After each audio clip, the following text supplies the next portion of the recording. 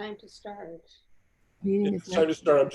I'm gonna launch the YouTube recording so that if there's anybody who wants to tune in and look at it later, they can. So we'll be going to that. Let's see. That seems Time to to start.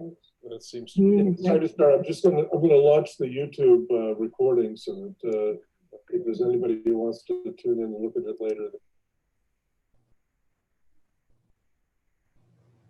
Here, Okay. make it the full screen. It's just past 7, so we'll give it maybe two more minutes, and then we'll get started. Of course, we only have about a third of the piece that we haven't done yet, so we'll turn to that.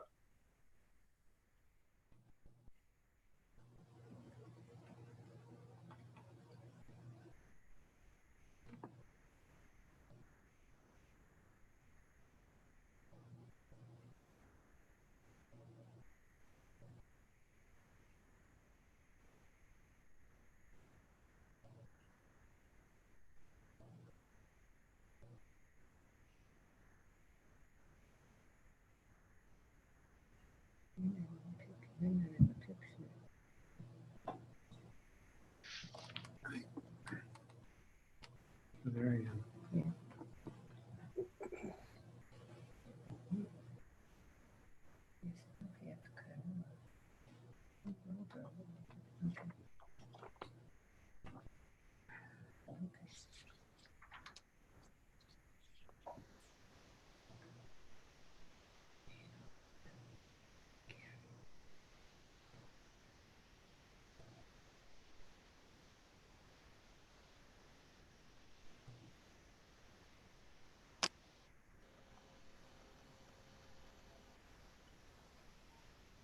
Okay, well, this someone's waiting to get in. It's Elaine. We'll let her in, and then we'll get her set up, and then we'll get going.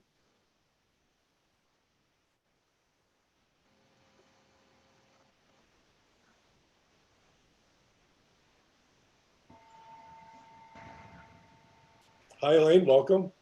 Hi. We were just checking in with folks a little bit. How are you managing? Very well, and you? Yeah, not too bad. Not too bad. Yeah, it's a different life, but it's okay. It's yeah, it is a different life, and right, it is okay. I think that really kind of sums it up. Beyond that, I have to say it's complicated, right? Yeah. But we're good. We actually moved today, so Oh, we were in an apartment in the Northeast Minneapolis where we lived since we arrived 2 years ago, and we decided when the lease came up this time we'd experience a different neighborhood a little bit. So we're now in the Mill District. I've got a much better view than I had before. I'm looking out at Gold Medal Park right across the way from us. sure. Okay. And I'll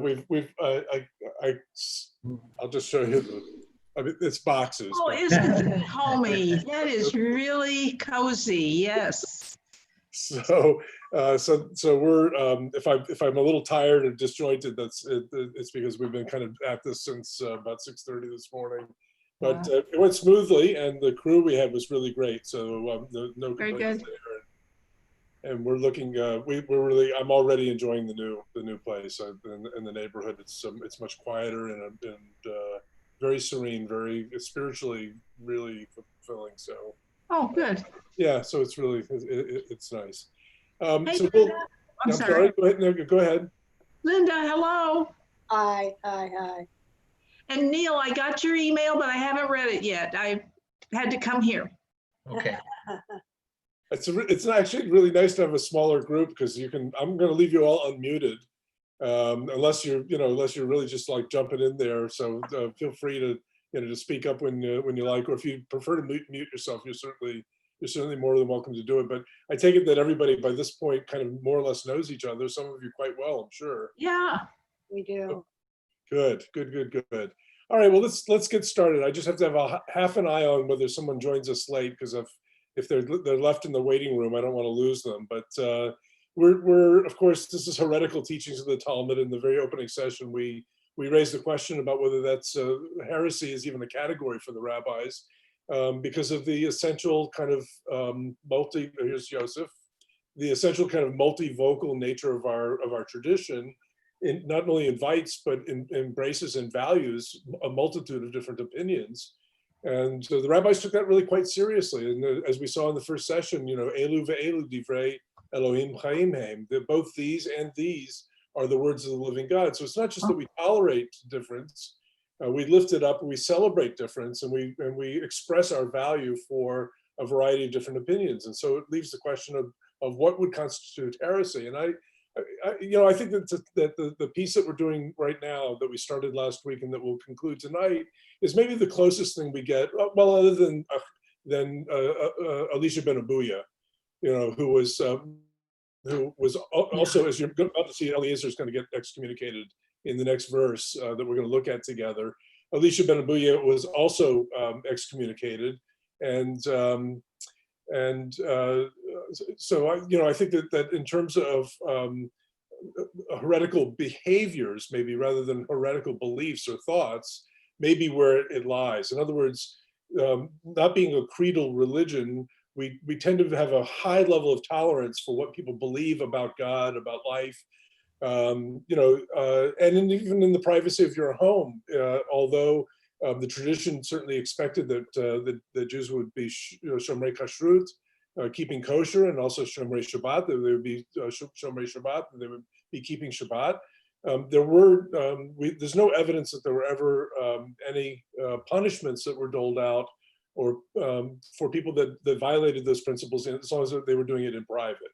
If you went out in the public square in a Jewish community and violated Shabbat publicly, that would be a different matter. That would be behaviors that needed to be sanctioned in particular ways. But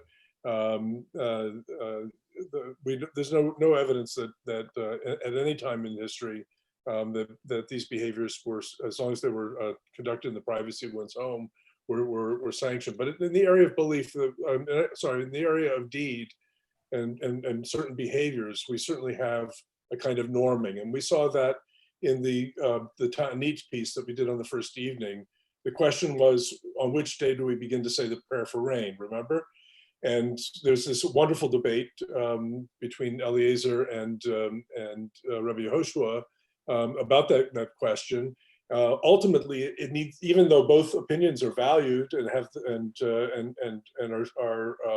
are lifted up in certain ways, in order to have a religion, we have to have some kind of agreement about what our behaviors are going to be. So, the question is, how do we daven together?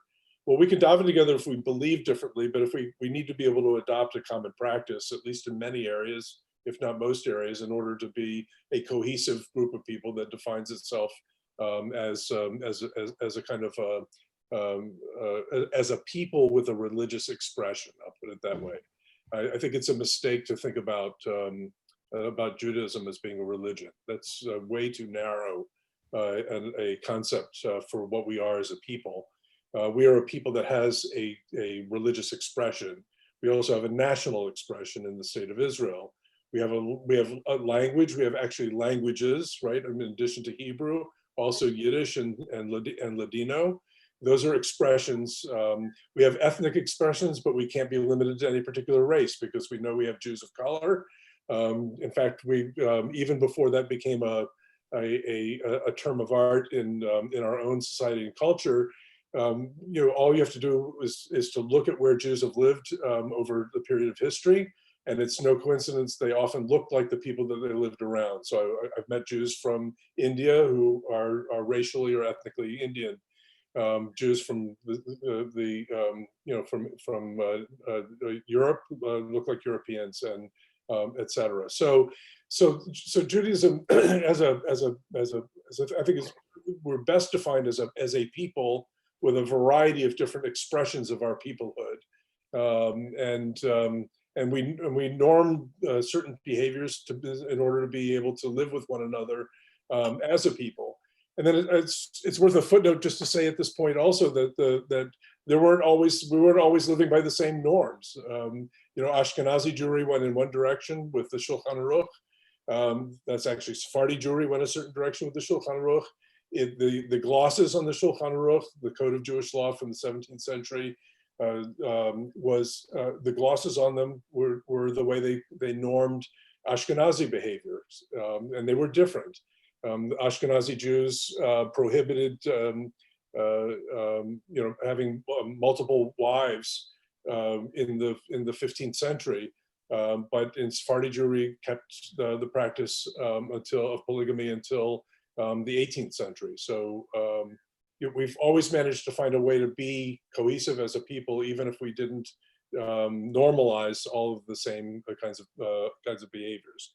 So that brings us to our subject matter for last week, which is the very famous story of the oven of Achnai. And as you remember, we began with the Mishnah and Kelim. Kelim is the tractate of Mishnah and Talmud that deals with vessels. And mostly it's about whether those vessels are capable of imparting ritual impurity or whether they're not. And the Talmud in Baba Metzia, which is where we find our passage, refers to this questionable vessel called the oven of Achnai.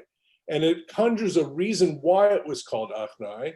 It's quite possible that it was accepted as a name for it because it was named after somebody who created it. It's also possible that Achnai was a kind of Aramaic word for a snake. And it's possible that it was simply named a snake oven because it was made of coils of ceramic. And between each coil of ceramic, they would put sand, and then they would stack those coils together in order to form this oven. And the oven is halakhically interesting only because it's comprised of pieces as opposed to one whole vessel. That's the only thing that's halakhically interesting about this question, because the assertion is on the part of Rabbi Eliezer that it can't impart impurity because it is not a whole piece. It's not all of one thing. It's pieces of ceramic and it's held together by grains of sand. And it's his argument that because it's not a whole thing, that it cannot impart impurity. Of course, the sages, the majority rule against him, saying that it can impart impurity. And basically, halakhically, what their reasoning is, or it seems to be, they don't tell us, so we can only infer, that their reasoning is that if it looks like an oven and it acts like an oven and it functions as an oven, then it is an oven. It is functionally the same as an oven that would be made of all of one piece. And so if that is the case, and this is a more traditional, more conservative opinion, if it's all of one piece, then it can impart impurity. But I think that the reality is that in Bava Metzia, which mentions the Kelim Mishnah, and opens with the question of why was it called the oven of Achnai, is directing us in an entirely new direction. I don't think that the Baba Metzia, in this sugya, that the rabbis are in the least bit interested in whether this oven can impart impurity or not. In fact, I think that in many ways, they may have even made up the name. We don't know for the purposes of our story. But they launched the story by suggesting that the oven is called the oven of Achnai because of not of the structure of the oven itself, but the structure of the arguments between the rabbis who were trying to determine its purity, impurity status. And what did they say? They said it was called Achnai because they surrounded him, the majority surrounded him, Rabbi Eliezer, like a snake, and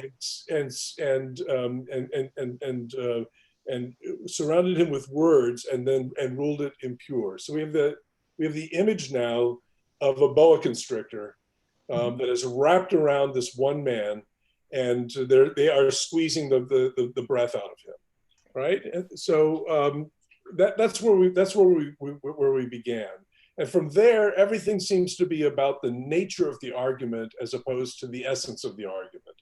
We never really get back to the question itself. We only get to the Rabbi Eliezer's assertions that he knows what the halacha is and he knows why it is, and their rejection of all of those assertions. We hear not a single argument from the majority about why they think he's wrong.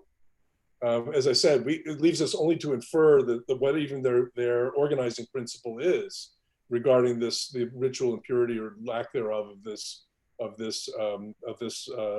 vessel. So we're and that plus the position of this sugya in the overall trajectory of the halakha, its context is you'll perhaps remember that in Baba Metzia we're dealing with hona'ah, with wrongdoing, and in up until this point, the wrongdoing that's being discussed is financial wrongdoing, specifically misrepresenting a product that you're trying to sell on the market to a customer, and what constitutes wrongdoing in terms of that kind of misrepresentation. So it's commercial law, and it's the law of the marketplace. It's the place where you'd expect to find things like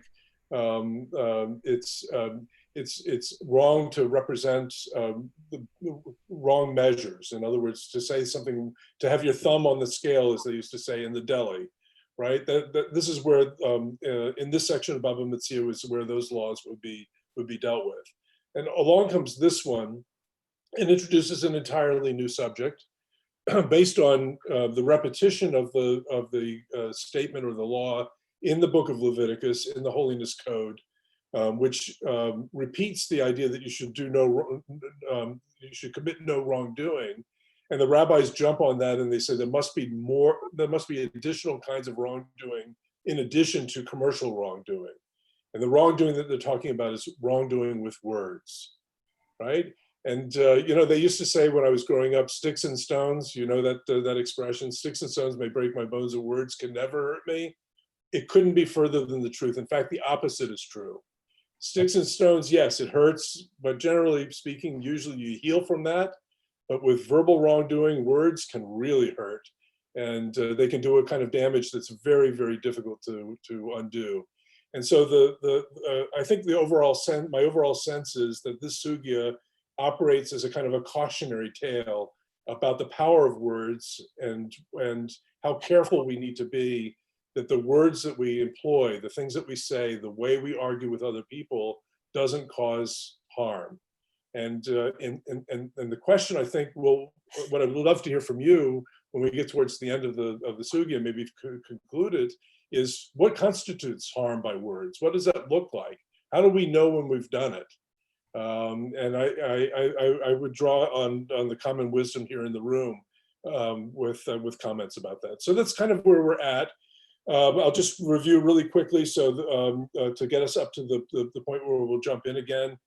Rabbi Eliezer brought every argument in the world, which I thought was a really interesting expression. He brought every argument in the world why this oven cannot impart impurity, and they accepted none of them. And then he turns, having argued everything in the world, which I think is both physical arguments which understand the nature of the physical objects, but also logic, which he would employ. That would be an argument of this world. When those all fail him, he's not content to simply yield to the majority, but then he brings otherworldly arguments. First, the carob tree, which miraculously moves to indicate that God is on Eliezer's side. And they say, no, we don't accept that either. And the tree moves back. And then the water, which moves, he says, let's prove it from the aqueduct. And the water reverses course and flows upstream. Another miracle that indicates that God is on Eliezer's side. And they say, no, we don't accept this proof either. And then he said, let the walls of the Beit Midrash testify that I'm correct about that. And they begin to incline to fall in, and the walls are rebuked, saying, when rabbis disagree with each other in the Beit Midrash, what's it to you? And the walls stay standing in the inclined form, neither falling in out of respect for the majority, nor going back to this upright position out of respect to Rabbi Eliezer. So we have an inanimate object, the walls of the Beit Midrash, that are the first to show any side respect. And I think it's interesting and important that they're actually demonstrating respect for both sides of the argument. God does the same thing. The question is asked, what was God doing at this moment? And he was sitting with Elijah. Elijah's telling the story, and God laughs and he says, my children have defeated me. My children have defeated me. And again, showing that there's no humiliation in losing. And so the respect is demonstrated by the walls, a tolerance for losing an argument. And by the way, remember, God loses the whole shooting match, because the rabbis have argued that now that we have the Torah, you need to stay out of it, God. And in doing so, they essentially kick God out of the Beit Midrash, and they leave it in human hands. They're not coincidentally, they're rabbinic human hands, to be the sole determiners of and interpreters of what Jewish law is, based on the written Torah which God has given them.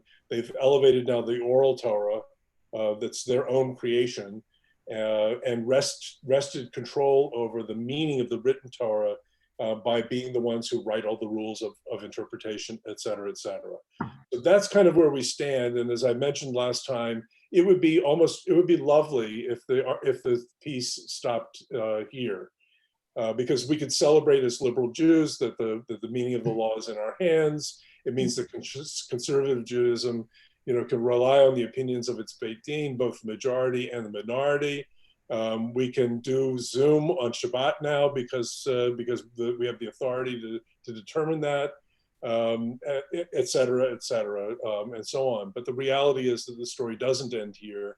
And this is where the real cautionary tale, in case we didn't get the point up until now, is really going to take over. So I'll stop there and take observations, comments, or questions so far. And if you've muted yourself, then feel free to unmute to make your comments. I was going to say that the rabbis needed to establish their authority after the destruction of the temple and the elimination of the priestly class. They had to say, we are the authority now. Yes, exactly right. I mean, as I mentioned in the very first session, the way I look at that course of history is the rabbis were the only way for Judaism or the ancient Israelite cult to make that transition to Judaism, and for the people, for that tradition to survive, and for the Torah to survive, and was for them to have the power and the authority to reinterpret virtually everything that's in the Torah to fit a modern or that contemporary context. Absolutely right. Because absent of the temple and the temple cult, then the ancient Israelite cult that's described for us in the Torah would be irrelevant and virtually meaningless. Quite right. Other observations or comments, Linda? Well, I just have a question. Is there any anti-Christian dogma that's not dogma, but anti-Christian attitudes that are reflected in the Talmud? Because Christianity was evolving at the same time. Yeah. Yes. I mean, absolutely. Although it's a complicated question. Maybe I may not be the right person to take a stab at the answer of it. It's complicated by the fact that when we talk about the Talmud, we're really talking about, if we include the work in the Mishnah, we're talking about work that goes back 1st century BCE all the way through to about the 6th, 7th century CE. Yes. And where Christianity is in all that period of time is all over the map. So I'm only interested in the first 2 or 3 centuries. Yeah, so early Christianity, again, not my area of expertise, but I wouldn't be surprised to see it. We certainly see certain anti-rabbinic statements from the early Christians, right? So, although it's always interesting, when Jesus makes his speech about the money lenders, he's acting in a sense like a rabbi, because he's trying to figure out, in what ways the temple cult and the priesthood needed to change in order to both be moral and ethical, but also to move forward and to evolve into something that would have legs ultimately. But if you were coming from Egypt, you had to buy some cattle to sacrifice. You needed to change your Egyptian money into shekels. So there was a reason there were money lenders there. Yes, absolutely. But I guess all I'm saying is that I think that what Jesus' complaint is that they were all corrupt, right? But it fit in a rabbinic sentiment that was at least towards the end of the temple in 70 CE, the rabbis were already busy creating something that would, I think that they had a pretty good sense, would ultimately replace the temple as a new way of coming into being in a relationship with God. That the sacrifices as a way of keruv, of bringing people close, didn't make sense for people who were urbanized any longer. Not in the same way that it did for people who were pastoral farmers, shepherds. You know, if you're bringing your own goat or sheep as an offering, then that's a whole different spiritual dimension, has a whole different spiritual dimension than bringing your money that you made by making pots, you know, or as an artisan, and then buying somebody else's goat and then offering that up as your way of getting close to God, right? It's already a system which is, as the society becomes more and more urban, is becoming more and more dysfunctional. So that's my sense of it. And again, I'm speaking in very broad strokes. I think that Rabbi Ryan Dulkin would be a really good person to ask about. I don't know if you've learned with him. He's in the Twin Cities. He used to be at the Hillel here at University of Minnesota, but his area of expertise is early Christianity, Judaism and early Christianity. Ryan Dulkin? Ryan Dulkin, D-U-L-K-I-N. His wife is the Chazan at Senior Moment. I'll think of it in a minute. Where? Dr. Shuren. Dr. Yes, Sher- exactly. Yeah, exactly right. Okay, I don't want to get straight too far from the point or our text, but I'm happy to take any other comments or questions before I share the screen and we move on. Okay, so let's get to it.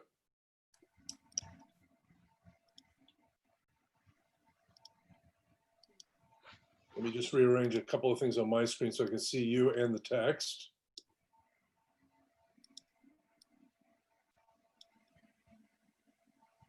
And those are the parts we have done. Should be quite readable if you've got a decently sized screen. Yes? Noddies? You can see the text okay? Fantastic. So we have, Eliezer has brought all the arguments in the world and all of the arguments he can conjure from the non-natural world by miracle. The rabbis do not accept it. Even God, God says, what is it with you and Rabbi Eliezer that don't you know he's always right?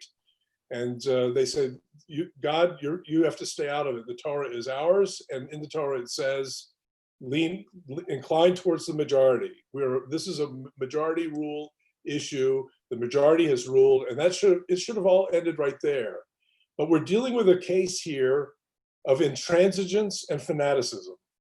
And we're going to look more at fanaticism next week in a different story.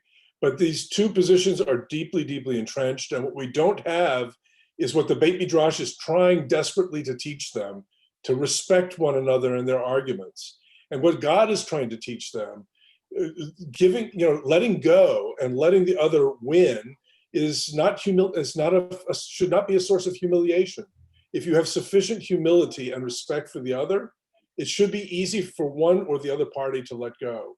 And I think that it was really, I won't come down on sides here because watch what happens now. So Eliezer is not willing to let go, and the majority decides that it has to assert itself.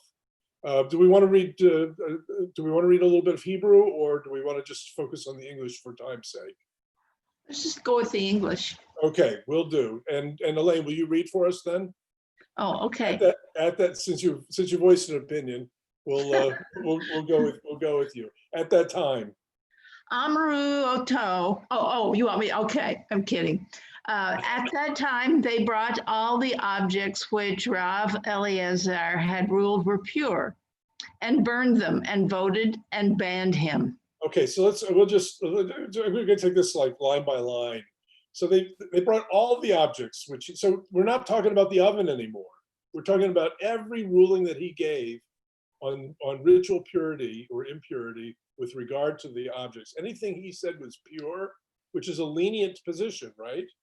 All of his lenient positions, however many there were, whatever object that was, they burned all the objects, right? And they voted Ninu Alav, they voted on him, literally it says, and banned him. And for you Hebrew scholars, I'll just point out, if you look at the word here for ban, what is that word? Bless. Yes, they employed a euphemism.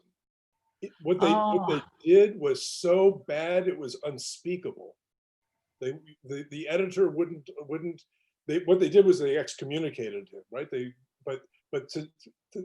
It's beyond words that you would even say out loud. And so they employ here a euphemism. The euphemisms in the Talmud, they're used quite a lot, but usually for sexual subjects.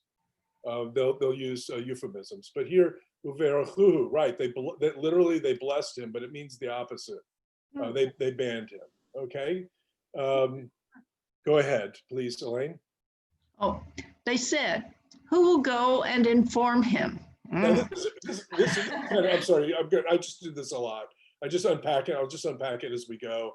Who will go and inform me? I have the sense that, okay, so they took a vote, and we don't know, by the way, we don't know, it was a majority rule, but we don't know if it was unanimous.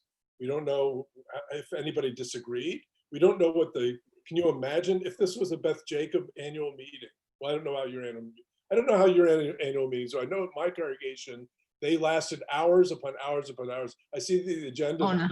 I see the agenda's 40 minutes, which is amazing. I wish my congregation could have done anything in 40 minutes. But one of the things is, before anything's called for a vote, there would be a lot of argument. There doesn't seem to be any discussion, no argument. At least it's not recorded. They take a vote. We don't know. We assume that it was a majority, but we don't know how many. And then they say, oh, wait a second. Yeah, we made a decision. That's great. But who's going to tell him, right? They didn't have a plan. Go ahead, please, Elaine. And so Rav Akiva said to them, I will go and inform him, lest a man who is not fitting goes and informs him and destroys the whole world. A little foreshadowing there, right? So there's a concern. And by the way, here, destroys the whole world. I hear an echo in my own head about one who kills a single human being has destroyed an entire world. So it's hard to know whether Akiva's concern is for Rabbi Eliezer only or for the world writ large, but it's there to play with. Go ahead. What did he do? He dressed in black and covered himself with black, took off his shoes and went and sat before him, Eleazar, at a distance of 4 cubits, and his eyes streamed with tears. By the way, if you want to know a beautiful model for delivering bad news, Rabbi Akiva is an amazing model here. Yeah. So notice what he does, right? So he doesn't say anything. He dresses in black. He's signaling. He takes off his shoes. That's humility. He went and he sat at a distance of 4 cubits. By the way, did we talk about this last time? 4 cubits, 6 feet. Cubit is from here to here. It's 1.5 feet. So 4 cubits is 6 feet. That's personal distance. That's social distancing.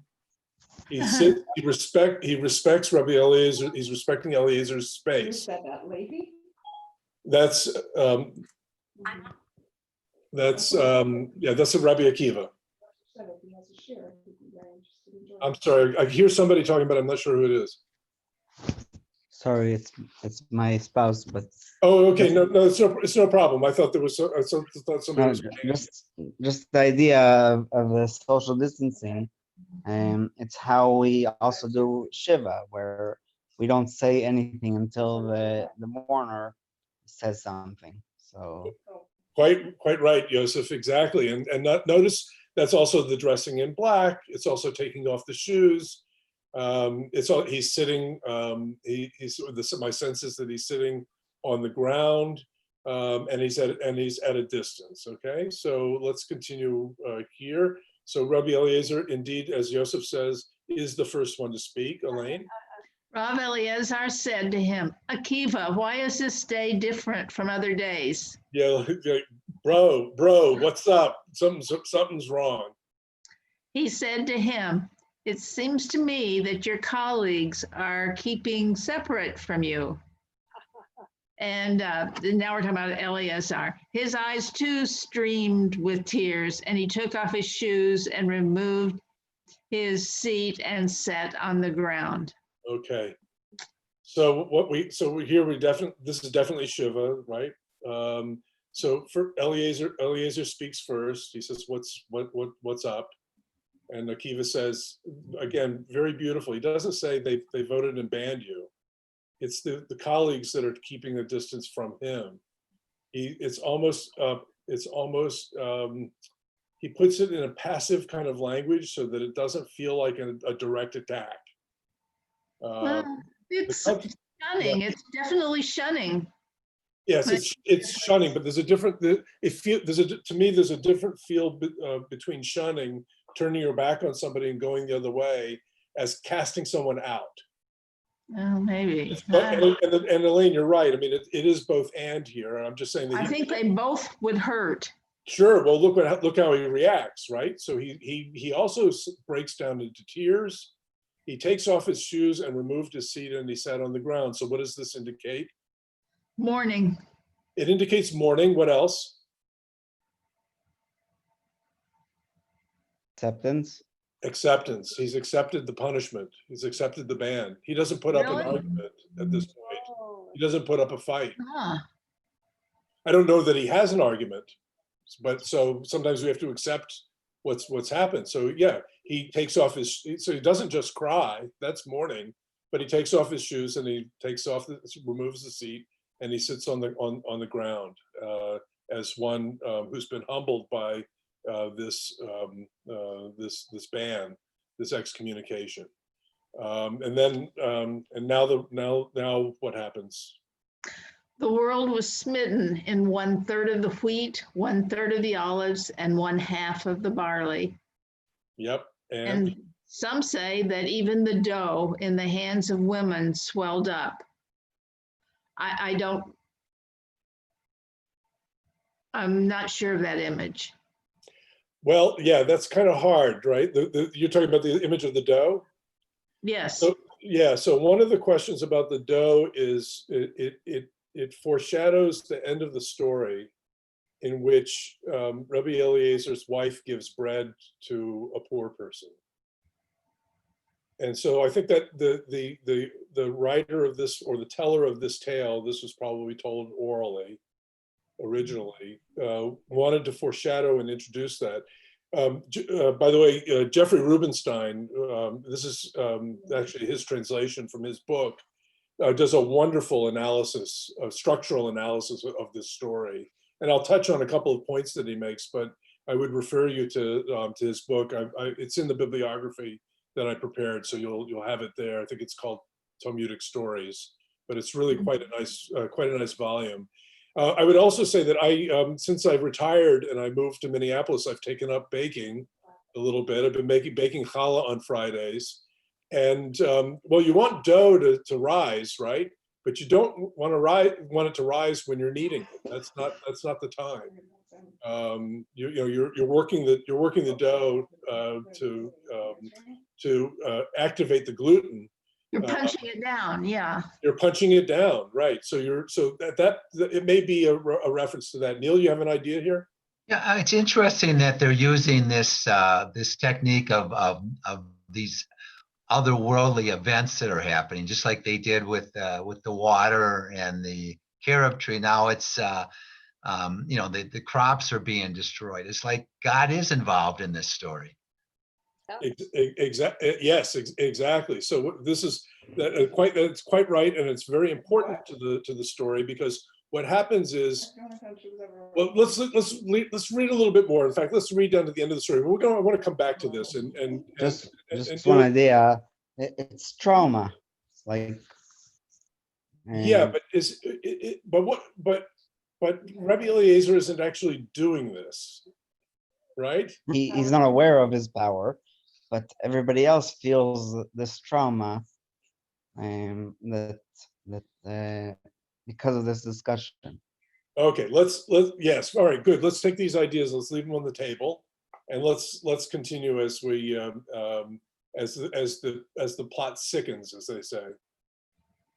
The destruction was so great that every place that where Rav Eliezer cast his eyes immediately was burned. Okay, now he's in power. Now he's actively doing something that's causing destruction. But up until now, the destruction was happening without him, right? So I just want to suggest that I think Neil was onto something when he suggested that something's happening in the world that's in God's control. God seems to be reappearing, if you will, in the story. And God is I want you to think about what activated God at this point, okay? But for now, let's keep going. Okay, so Rabbi Gamaliel was on a ship, and a wave of the sea stood to drown him. And he said, "It seems to me that this is because of the son of Hyrcanus." No. That's Eliezer ben Hyrcanus, right? And he stood up on his feet and said, "Master of the universe, I acted not for my honor, nor did I act for the honor of my father's house, nor did I act for the honor of my, No, but I acted for your honor in order that disagreement, plural, do not multiply in Israel." And the sea immediately rested from its anger. Okay. So let me just point out a couple of things, and again, we'll come back to this. Rabban Gamliel is the Nasi. He's the head of the community. He's the top dog. It's his Beit Midrash, essentially, right? It's his majority. It's his Sanhedrin. He's the guy that's in charge. And he's on a ship, as it turns out, and a wave of the sea stood to drown him. Think Jonah. Think, for those of you who did Talmudic folk stories with me, think the Nicanor, the doors of Nicanor. It's a fairly common motif, right? That one is tested when they're at sea. This is one of God's mechanisms for testing them. And what does Ramban Gamliel get? What does he understand, like immediately and inherently? He says, "It seems to me this is because of the son of Hyrcanus." Now notice, he doesn't say it's because of what we did to him. It just says it was because of him. Notice also the lack of respect for Rabbi Eliezer. He doesn't call him Rabbi. He doesn't even call him Eliezer. He calls him son of Hyrcanus using his father's Greek name. Yeah. Right? So this is very interesting to me. Okay, so he stands up on his feet and he knows what he has to do, and he starts arguing with God, right? "Master of the universe, I acted not for my honor and not for the honor of my father's house. It's not because I'm the president. It's not because I'm a big shot, but I acted for you, God, in order that disagreements do not multiply in Israel." In other words, you have riots, send in the troops. I'm sorry, I apologize for that reference. It's loaded and it's probably doesn't apply very well, but essentially that's what he's saying. He said we can't function or we can't operate if we can't settle our disagreements. Okay, so the way we settled it was Eliezer was intransigent, the majority had ruled, and I did it, and we excommunicated him because that's the way the structure of our legal society operates. And otherwise, all we would do is argue, and never get anything done. And the sea immediately rested from its anger, indicating that what? God accepted what Gamaliel said. I hate this story. I think it's so mean. I think it is mean. Yes, you're absolutely right. Spirited. Yeah. It won't make you feel any better, Elaine, that it's going to get worse. Yeah, here it comes. Here it comes. It is going to get worse. Okay, let's do it so that we can go back. Ima Shalom, the wife of Rabbi Eliezer, was the sister of Rabban Gamliel. I knew that. After that event, she never allowed Eliezer to fall on his face. I don't know what that means. That day was the new month, and a poor man came and stood at the door. Okay, so I'll come back to the poor man. So first of all, her name is typological. Ima Shalom, the mother of peace. The mother of peace. She is going to try valiantly to put a bomb on all of this and to solve the problem. women in the Talmud, by the way, 90 times out of 100, 9 times out of 10 are the heroes of the story. Same thing in Tanakh, by the way. Tikva Freimer-Kensky wrote a really great couple of books about this, about the way that Jewish tradition employs women in stories in order to represent all that is good and decent and ethical in our society. But here's a really good example of it. Ima Shalom, the mother of peace. Now she's married to Rabbi Eliezer, and she's the sister of Gamliel. So she is like right in the center of this terrible, terrible conflict that's going on between her husband and her brother, and all that they represent, of course, because she's not just concerned about those individuals. As you're going to see, she's as concerned about our disagreements in Israel and the well-being of the Jewish community at large. Okay, so it was so she would not allow her husband to fall on his face. This is Nifilat Apayim is Tachanun. These are the prayers of when we sit and we lower our heads and we pour out our hearts with our own personal pleas to God. Supplications. Supplications, that's the word I'm looking for. Exactly right. They're the supplications prayer. They're deeply personal. And so why would she not allow her husband to pray these supplications? Because she wanted him to just give in and accept it all. She was worried that if he was successful in his supplications, there would be terrible consequences to Gamliel, her brother. Right? Oh, sure. So What a traitor she was. Okay. Traitor to her husband? Yes. Perhaps so, but she also is loyal to her brother. Well, come on, she's not married to her brother. That's true. That's true. But Well, she's trying to protect him. So it's all an act of peace. No. All right, let's reserve judgment until the Spouses should stand together. Okay. last line, Elaine. I don't understand that one. What about that poor man? I'm sorry. What about which poor man? That poor man standing at the door. Oh, we're getting there. So that day was the new month. It was Rosh Chodesh, women holiday, a day significant for women, right? Particularly, and the poor man came and stood at the door. By the way, just noticing this for the first time.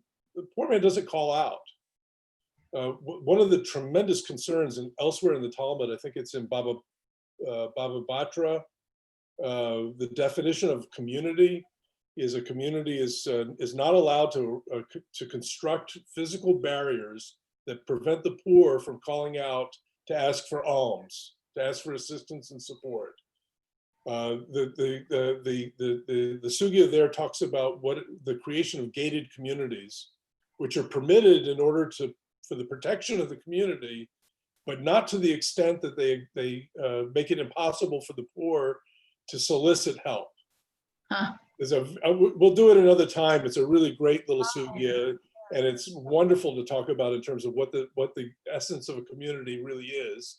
And I think Beth Jacob, by the way, exemplifies this in terms of the justice work that we do, and especially the feeding the poor that we do is of the essence to how we see ourselves and define ourselves as a community, right? So here we have the poor person. This is another motif.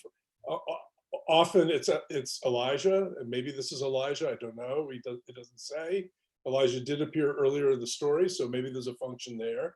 So a poor man calls at the door. Elaine.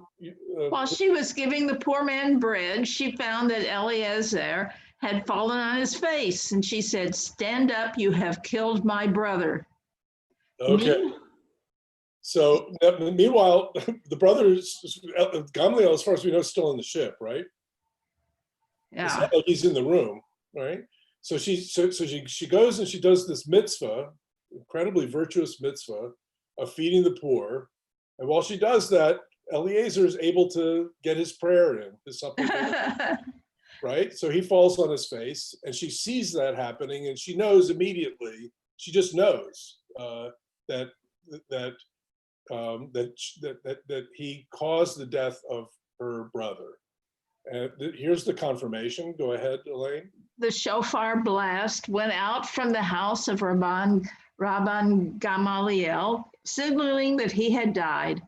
And Eleazar said to her, "How did you know?" And she said, "Thus I have received a tradition from my father's house. All the gates are locked except for the gates of verbal wrongdoing." Okay. So just a couple of points, a minor point here or elsewhere. So we have this rather interesting, almost magical story. Ima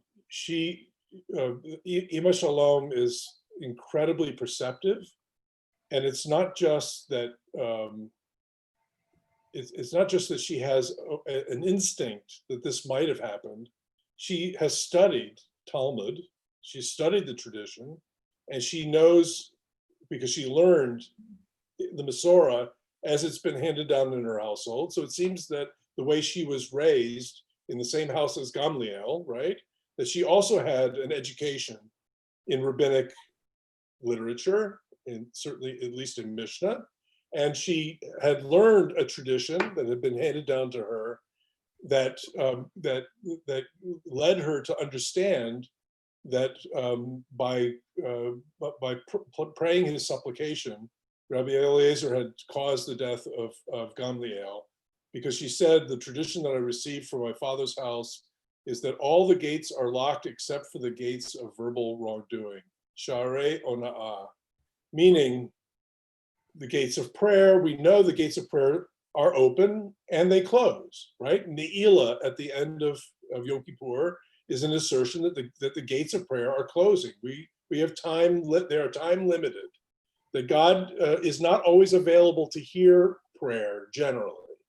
However, the gates of verbal wrongdoing, this very specific area, if you wrong someone by your words, then those gates are always open, and the consequence apparently is quite automatic. In other words, I don't think that God even had a choice here. I think what the sugya is asserting is that if you do a wrongdoing, and when it becomes known that it is a wrongdoing, and that's what Eliezer was praying about, right? He was saying that I've been wronged. By the way, I don't know that he was actually praying for the death of Gamliel, but he prayed that he poured out his heart to God about the wrongdoing, and the punishment or the consequence of it seems to be rather automatic. That as soon as he pours his heart out, it's a done deal. Now, as a cautionary tale, I don't think it gets any better than that. I hear you, Elaine, when you say how ugly this story is, and it is. The people in it are ugly. It's hard to find any virtue here. I do look at Ima Shalom as virtuous, maybe because I need for somebody to be. But other than God and Ima Shalom and the walls of the Beit Midrash, nobody else here looks particularly attractive to me. Yosef. Why did he pray that prayer on Rosh Chodesh? Like, wouldn't it been like, wouldn't she assume that he wouldn't be able to even say that prayer, because on Rosh Chodesh we usually don't? Yeah, that's interesting. Again, thank you for that. I really appreciate it, because it never occurred to me about it. No Tachanun, yeah. There's no Tachanun on Rosh Chodesh. Of course, you're absolutely right. Now perhaps that explains something else. Not right. I'm just asking a question. I don't know. No, look, again, Tachanun is not something that's in my own personal prayer practice, so I don't pay that much attention to the days that Tachanun is said and when it's not. But my sense is that I'd have to check to see if Tachanun is offered on Rosh Chodesh or not. If it's not, then it's not. It's not. Yeah, that's what I thought. That would explain. I actually to simplify the sugya, I actually excised an additional piece, and one because I didn't like the implication about Ima Shalom. In some versions of this story, and they're both captured in this particular sugya, it's not that a beggar comes to the door and she does this mitzvah. It's that she's miscounted the days and she doesn't know what day it is. And I took it out because I want to show her as a Talmid Chacham, as a Torah scholar, and not as somebody a feeble-minded woman who can't remember what day of the month it is. So I actually and it's a yesh omrim. There are those who say. So so that may explain why that's there as an alternative to this, because it is somewhat problematic that he falls on his face for Tachanun on Rosh Chodesh. Good, thank you for that. I appreciate it. Other observations, reflections, or questions about this? Well, it's troubling. How do you establish majority rule? I mean, you can allow for a minority opinion, but the rabbis had to say that their ruling was correct. I'm not sure why, but they were so boisterous. They destroyed everything that he had wrote on.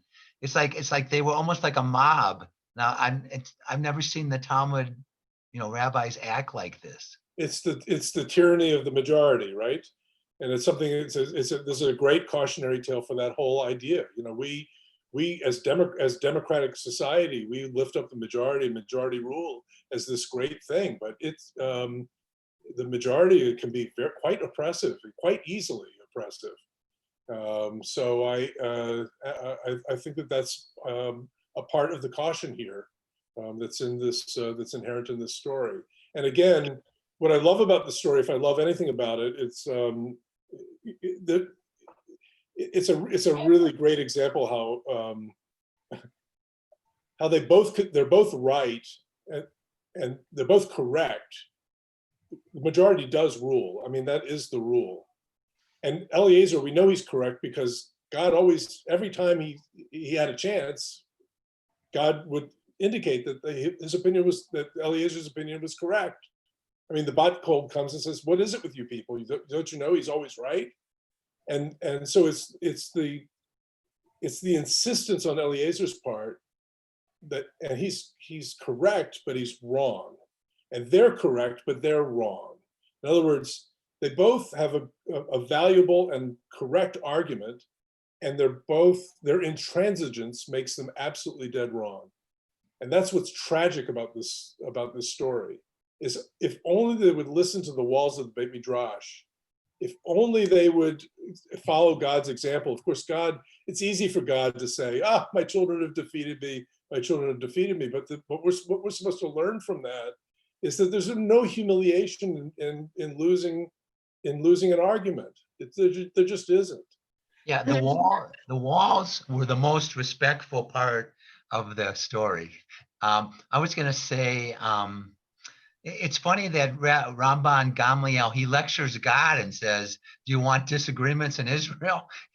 We don't want disagreements." So and then the sea, and then God followed what he said, but I thought disagreement is part of the tradition.